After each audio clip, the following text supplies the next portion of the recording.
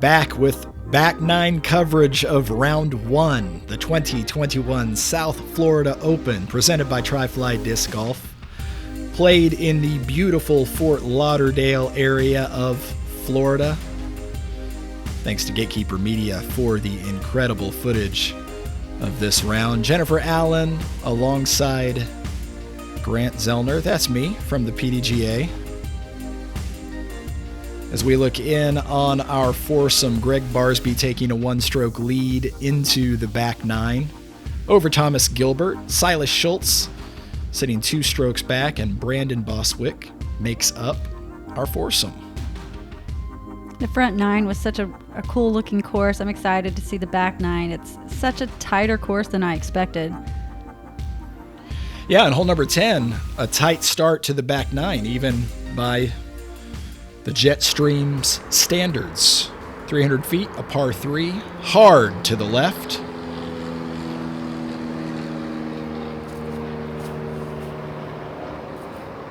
So a shorter distance, but these guys are probably going to, I would assume, throw a sharper edge disc to try to get it to skip over there to the left.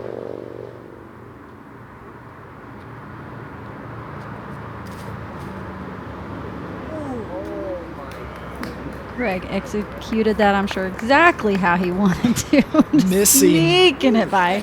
Missing the corner by inches.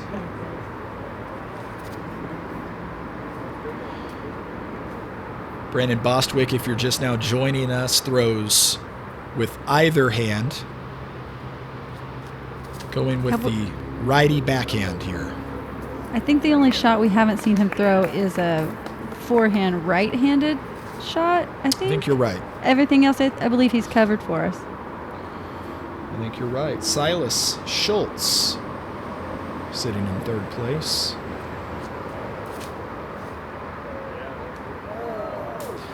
He hits the tree that Gregg narrowly missed. At least it kicked him there into the middle. Maybe he can get it up there and save the par.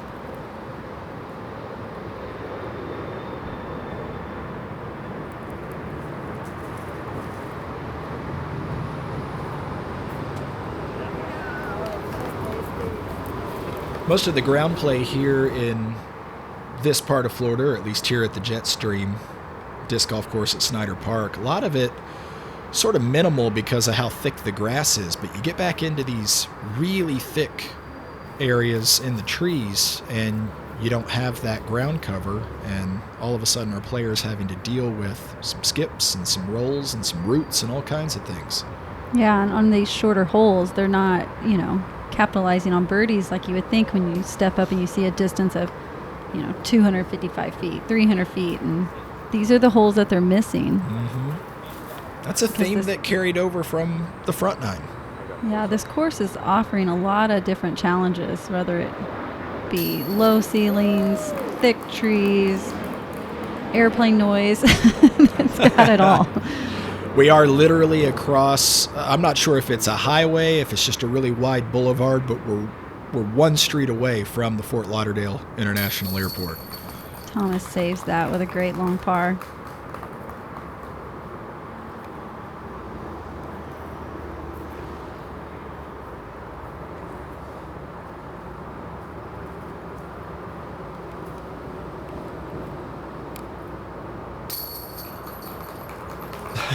Silas.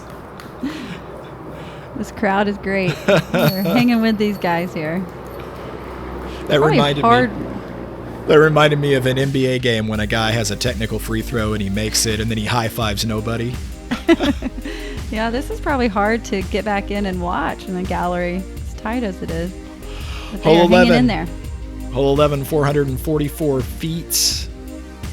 A par 4, just the 3rd par 4 that we've seen. No, make that the 4th par 4 we've seen on the day.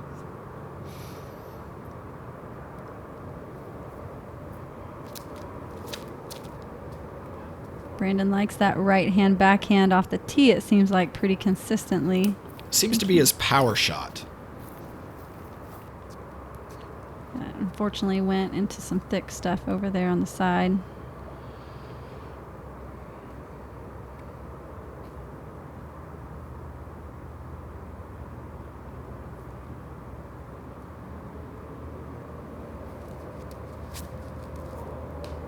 Oh, first tree for Thomas. And it's interesting too, you know, when you have, especially when you have one player that can throw right hand and left hand, and you have others that, you know, have a dominant forehand shot as well as backhand. It's interesting when they all choose different throw techniques of why they choose that and where the disc is going to go, or are they just more accurate? You know, that forehand shot, you get to keep your eye on the target like Gregg did there, and executes a lovely shot. Not sure where that ended up, but at least he cleared the gap.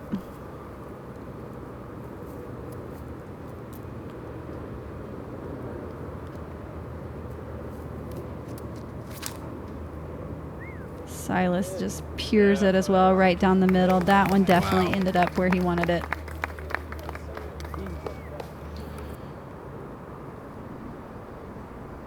Thomas in full scramble mode, having only advanced the disc about 75 feet or so off the tee.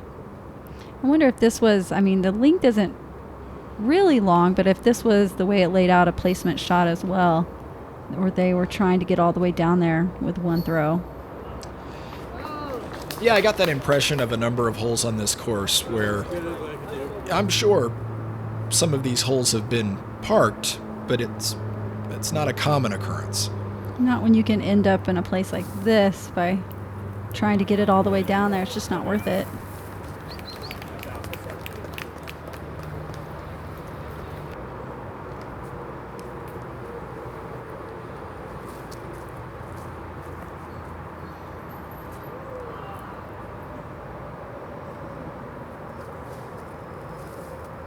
Silas's shot looked the cleanest off the tee, and he almost gets the eagle there.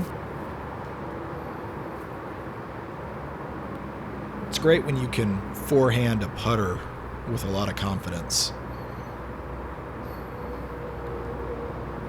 This does not look like a pretty lie. Gets out clean though. Oh, excellent. The scramble mode activated.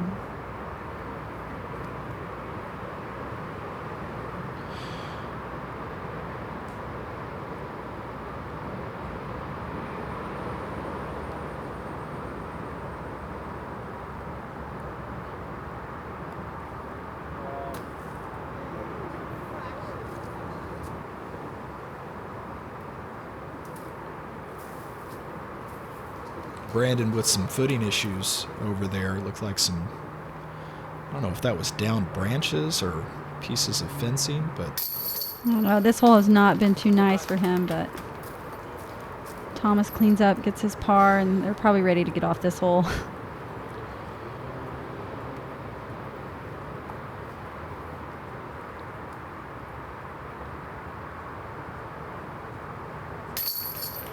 Gregg picks up a stroke.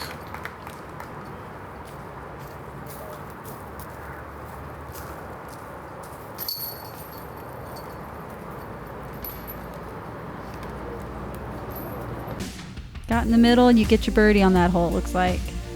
Hole number 12, 255, a par 3. Again, looking at kind of a side view of the hole from our drone footage.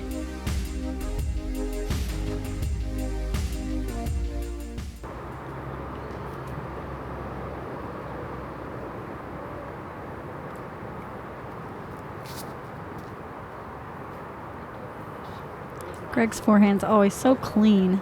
Mm-hmm. He sneaks right up there by the basket. Not a lot of extra moving parts. No.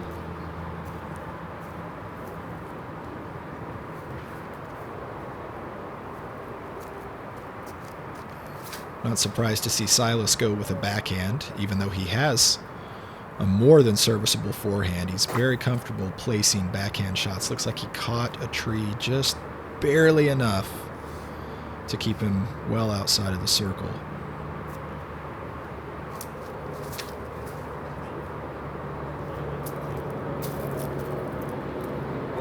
Oh, he gets a little bit of love finally and gets a good tree kick right over to the basket. Feels like Brandon's earned that today. Yeah, I think so too. It's good to see the love passed around.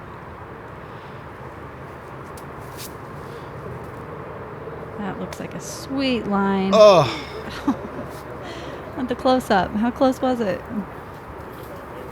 just squares up a tree. Looked like such a beautiful line right at it. Could not tell that it hit a little short.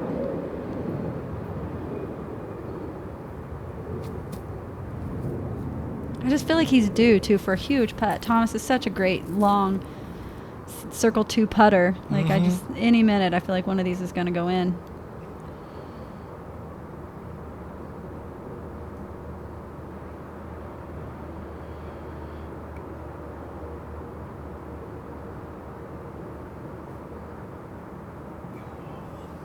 Another great look.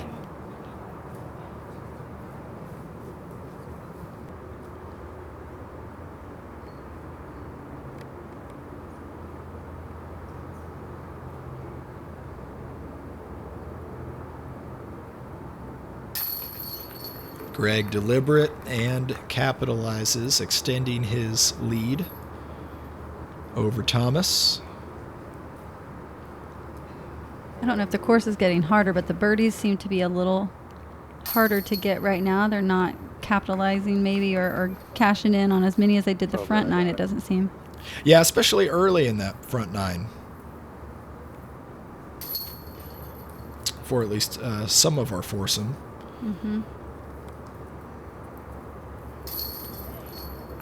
Brandon gets his birdie, gets it back under par.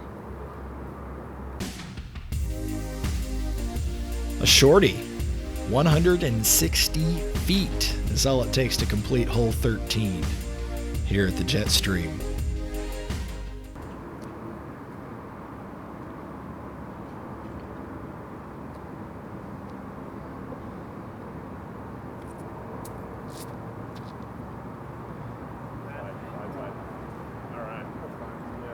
I think sometimes you have to treat these short holes, you know, mentally as an upshot. You know, you're used to some long holes and you get one that's really short. Sometimes that's hard to switch mode. So if you just kind of tell yourself this is an upshot, maybe it makes it a little bit easier to dial in the distance. Brandon going right hand, backhand, which surprised me initially until I just watched that result. Until he does it like that every time. He can throw both backhand and forehand left-handed, and I thought the shot shape was appropriate for one of those, but what do I know? The selection, this group, it's really cool to watch. So I can't tell if it's just the course or just the group, but we're getting a big variety of different throws and hands. Silas lucky to stay in bounds there. Deflects over near the picnic table next to the road.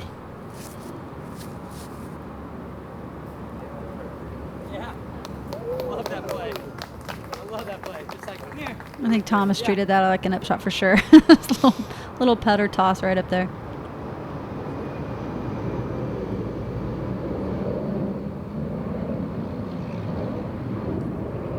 There's a big putt. Backing it up to watch Silas sink the 45-footer. Feels good, too, when you're playing a hole that's just 160 feet long and then you find yourself that far away.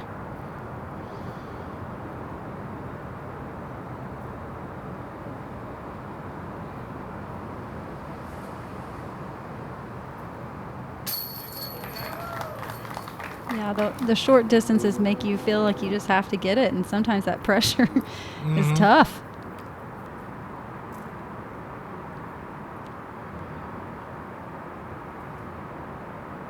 Would you be turbo putting from this distance, Jen? No way, not for this distance. Oh. It's a splash out. That looked good, too. Feels like Thomas's putt is just a hair off, really, on the whole round. Yeah, it does. He's so such a great putter. Maybe end of the year, just getting tired, ready to get home to the snow? I don't know. I'd be wanting to stay here in Florida. I'm assuming he goes back to Canada in the off season. I guess I should check on that. He's been away from family. Hole 18 at Worlds, down by 1. It's got to go in.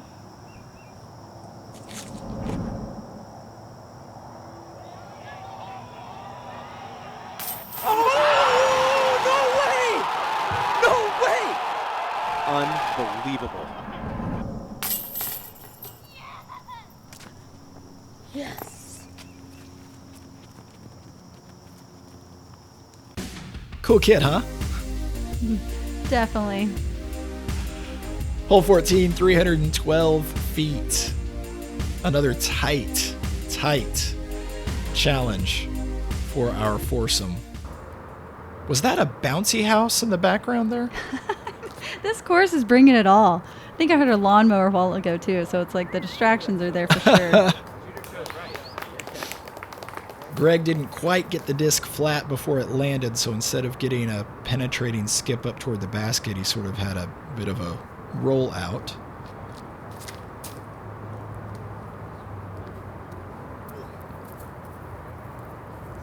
Brandon well offline.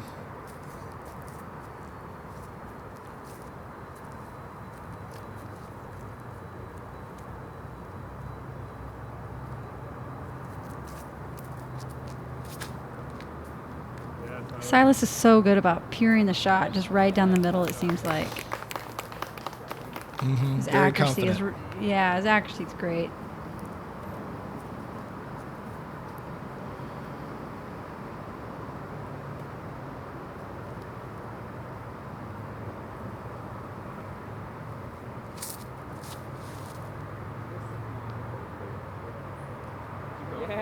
Thomas squeaks it through the right side of this hallway-like fairway. Gets off a little bit of anger from that putt falling out, I think. Oh, wow. Brandon was well off the fairway. Does not take a fortunate roll. So now this to save par.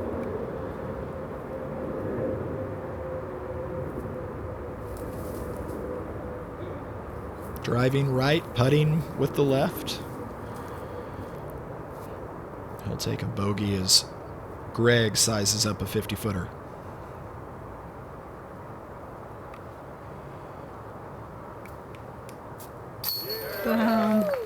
I feel like a little momentum shifting going on here. Gregg's going to get rolling. What's a turkey +1, Jen? I don't know, but keep it going. It's fun to watch. I'm sure someone has come up with, 4 in a row, 5 in a row, and so on. Some other Great animal. round.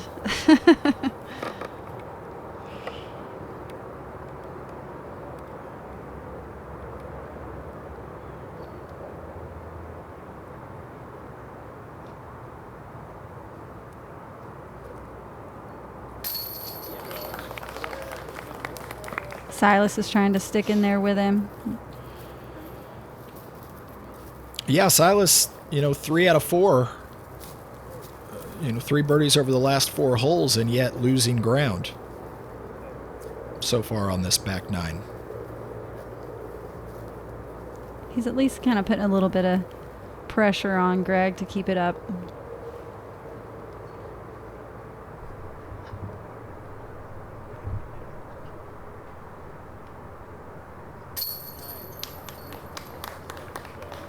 Brandon in for bogey, still just trying to get things sort of consistent during this opening round.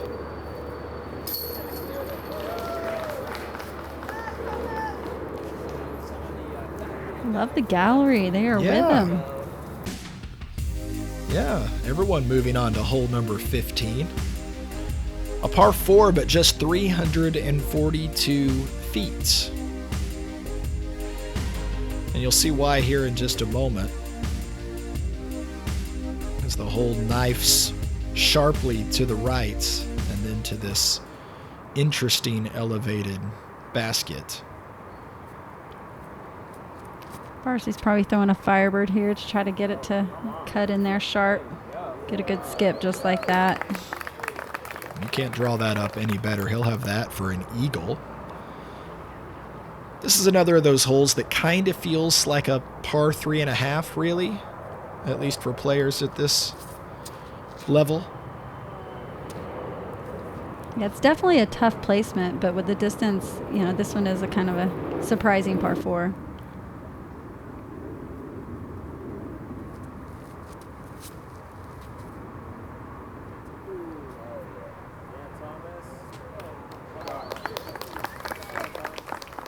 Okay, is Brandon going to go lefty. No. No. Wow. Yeah. Interesting, isn't it? It is so hard to predict. But I guess he knows the course, so he's done this before.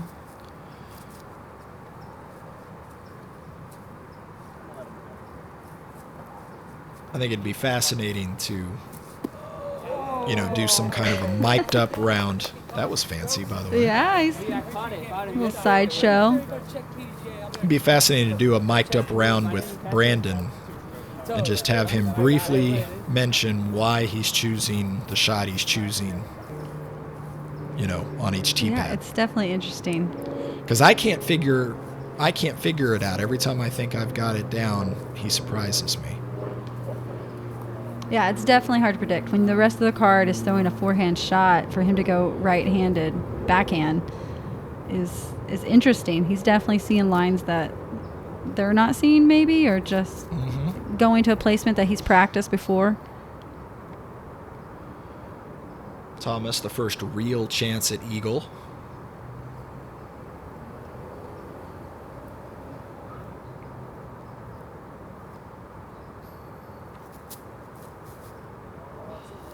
Such a great look. At least it stays up there on the top. Yeah. I can't tell. Does that just drop off behind there? It does. Wow. It does. It would be a pretty awkward comeback putt. That'd be something I could probably turbo. Yeah. From 10 feet below the basket. It'd be like shooting a free throw. Yeah. Oh, wow. Greg shows us a he's Steph like, watch Curry this dunk. We're just going to keep the rewinding going here. Another rewind from 50 feet. Not a problem. That's his second eagle on the round as well. Soft or not on a par 4, that was an incredible putt.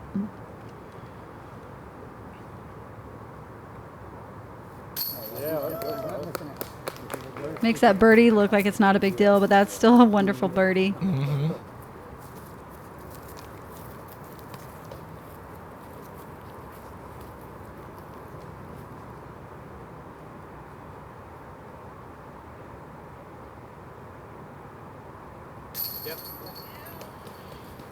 And as Thomas trots to the top of the pyramid to drop in his birdie, we've got a star frame with a bonus under par stroke thanks to Gregg's eagle. Yeah, that was incredible. He stayed up on top of that.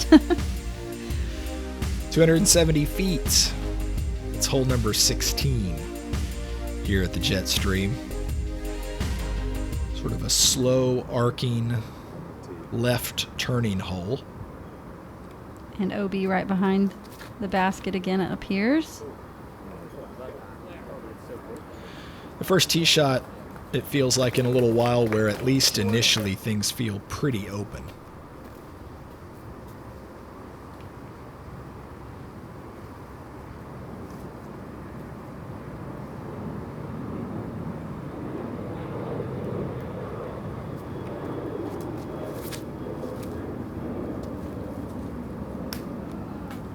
Even with the open look here, I mean, there's still so many trees.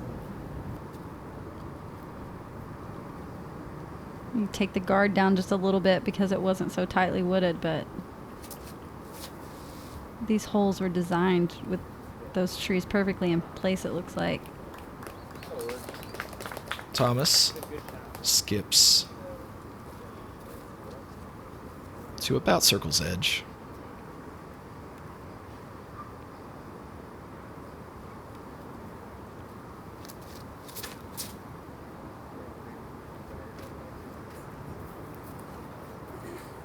Hopefully that gives Brandon a good look at getting another birdie.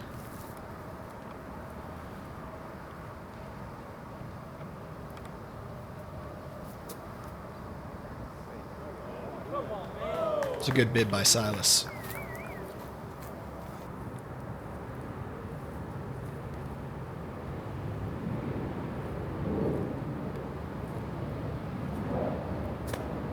Ooh. Stays in bounds.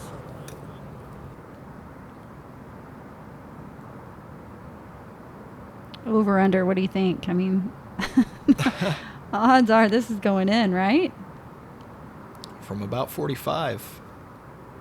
Oh. Nope. Not a problem.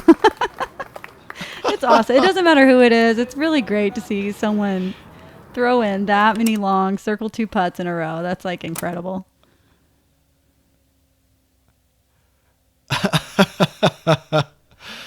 I love the way he just sort of turns toward the crowd and the camera, sort of the derp face.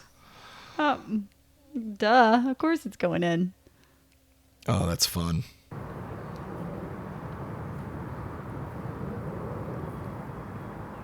Brandon with a little work to do.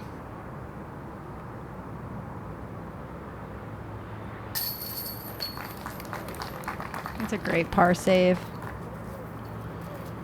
Just trying to stay close to these guys. It kind of got away from him, but he's battling.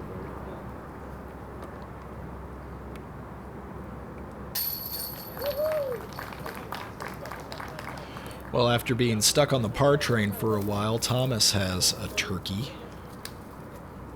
How much under is Gregg going? Like, what is this string he has? We can see the whole card here. Well, the graphic alone takes care of 5 strokes right there in 4 5 holes. and 4. I know he had several before that as well. Mm-hmm.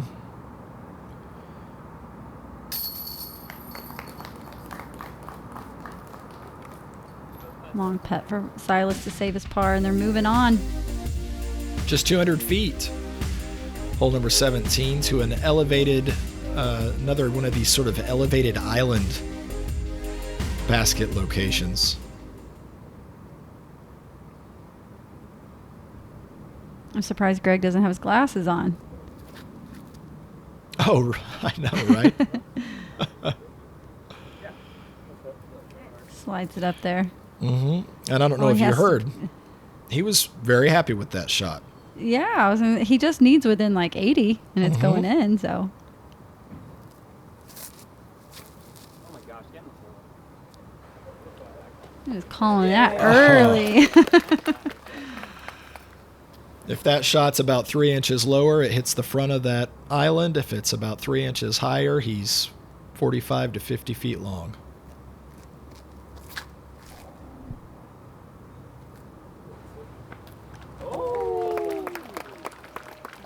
They're using these backboards, aren't they? Mm-hmm.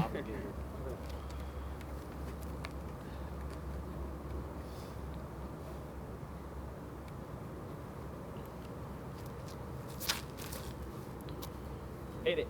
Hit it. Oh yeah, you can go alright. Slides right up to the sign. Mm-hmm.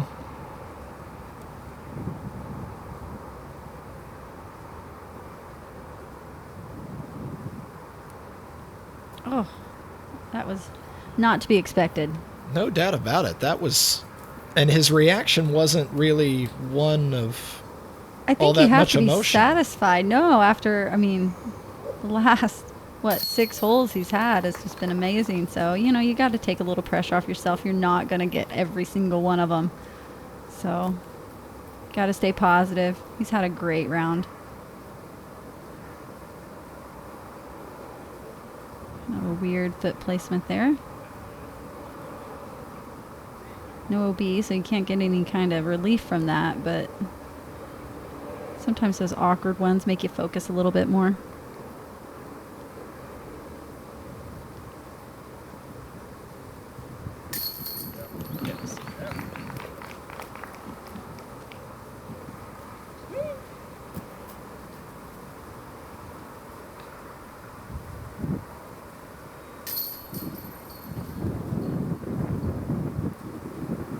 So Gregg actually loses a stroke. Is this the on first time he card. hasn't had the box?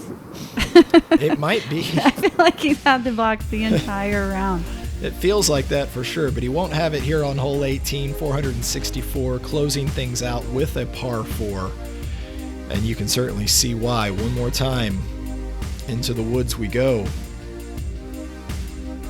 This course definitely makes you keep your focus. Yeah, no kidding. Lots and lots of gaps to choose from.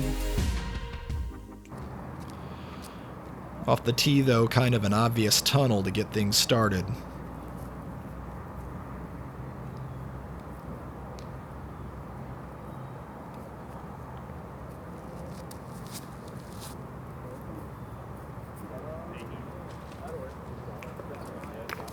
happy with it. It looks like it came out a little low for him, but I'm trying to get a little further. But when you're in the middle on a hole like this, I don't think it matters. The fact that the shot looks like it needs to go just a little bit left before it comes back to the right. Again, this is one of those holes. I'm sure it's been parked before, but not very often. Yeah, the release angle has to just be perfect to keep it low, get it to turn. You know, that's asking a lot of it. And then, 70 feet of flare off of that first skip.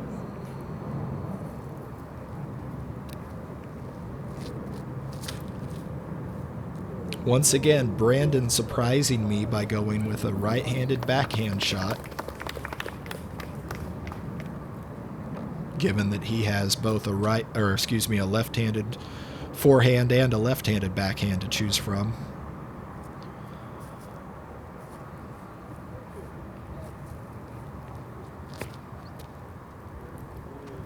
That had good height and angle. Hopefully it lands him in a good spot.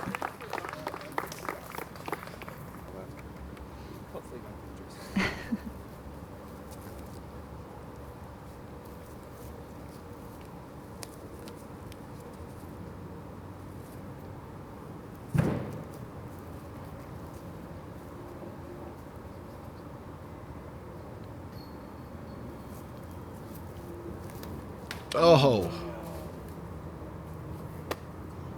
Stayed safe. Definitely was not what he wanted. No, and now he's got a lot of work to do. Trying to keep pace with Gregg, trying to keep Thomas sort of right there next to him. Yeah, this is when you were just trying to get off the course and maybe let go of your focus just a little too quick. Hopefully he can pull out. The grenade over the top. Oh. Just a brutal result. Yeah, I got it right pin high, but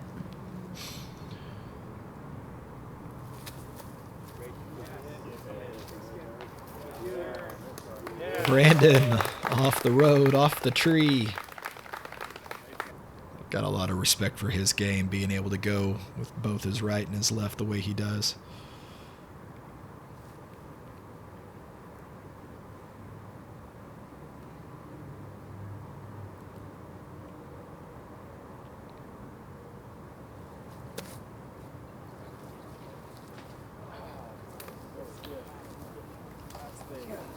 just caught something. Yeah. It looked like a great angle.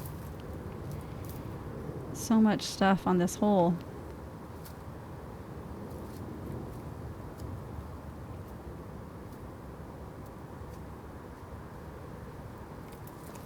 Some of those other par fours were pretty soft. This one's definitely taking every bit of the par four. Mm-hmm. Well placed by Gregg. Yeah, that may give him one more birdie to finish off the round.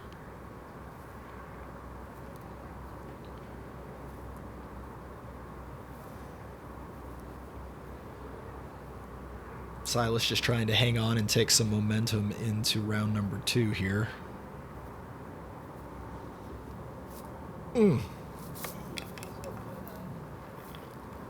It's a lot to ask. It is. It was a great look, though. He was trying. It's one of those that's going to hurt later.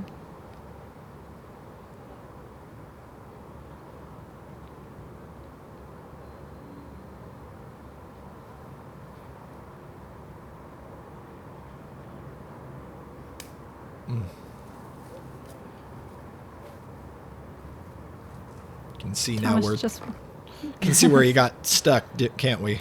Yeah, and it just doesn't. It's uncharacteristic of him. I feel like I'm used to seeing him just hit all these putts and just seems just a hair off. But he's been getting the comebacks that's been flying by. But a few more of those, I'm sure, will start sinking tomorrow.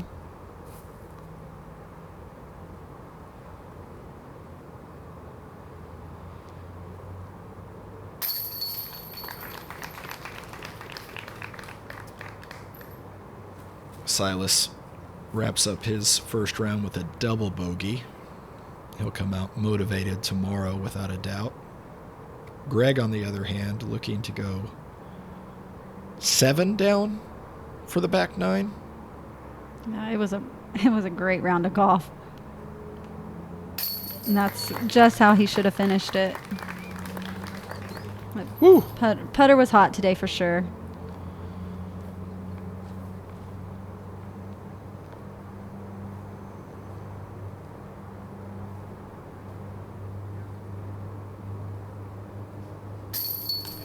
Brandon, a really respectable back 9 after that rough start today. Yeah, he definitely battled back and forth, but ending just 3 strokes behind Silas. Mm-hmm.